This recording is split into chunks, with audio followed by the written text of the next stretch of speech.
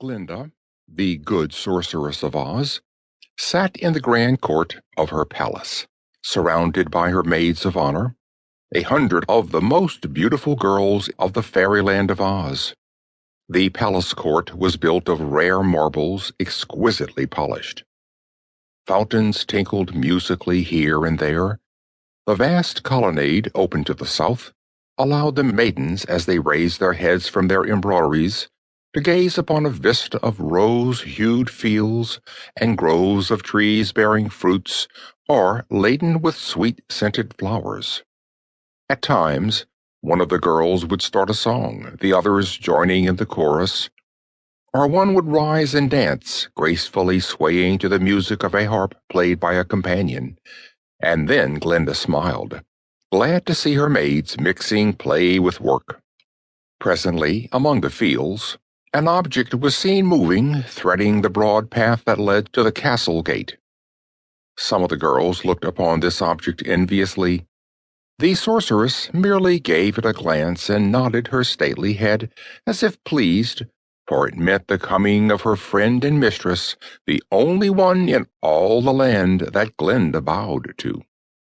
Then up the path trotted a wooden animal attached to a red wagon, and as the quaint steed halted at the gate, there descended from the wagon 2 young girls, Ozma, ruler of Oz, and her companion, Princess Dorothy.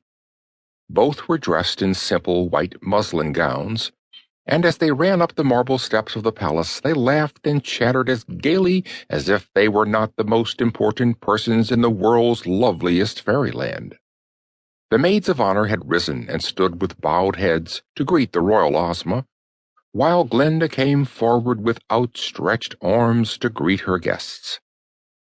"We've just come on a visit, you know," said Ozma.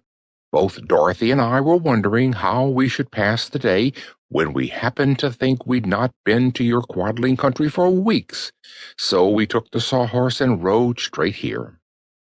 And we came so fast," added Dorothy, "that our hair is blown all fuzzy, for the sawhorse makes a wind of his own.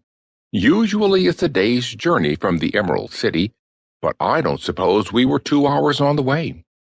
"You are most welcome," said Glinda the sorceress, and led them through the court to her magnificent reception hall. Ozma took the arm of her hostess, but Dorothy lagged behind, kissing some of the maids she knew best, talking with others, and making them all feel that she was their friend.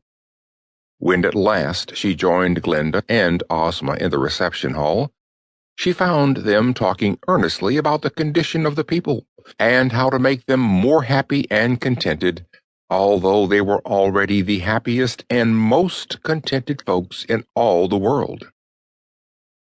This interested Ozma, of course, but it didn't interest Dorothy very much, so the little girl ran over to a big table on which was lying open Glinda's great book of records. "This book is one of the greatest treasures in Oz, and the sorceress prizes it more highly than all of her magical possessions. That is the reason it is firmly attached to the big marble table by means of golden chains, and whenever Glinda leaves home, she locks the great book together with 5 jeweled padlocks, and carries the keys safely hidden in her bosom. I do not suppose there is any magical thing in any fairyland to compare with the record book, on the pages of which are constantly being printed a record of every event that happens in any part of the world at exactly the moment it happens, and the records are always truthful, although sometimes they do not give as many details as one could wish. But then lots of things happen, and so the records have to be brief, or even Glinda's great book could not hold them all." Glinda looked at the records several times each day, and Dorothy, whenever she visited the sorceress, loved to look in the book and see what was happening everywhere. Not much was recorded about the land of Oz, which is usually peaceful and uneventful, but today Dorothy found something which interested her.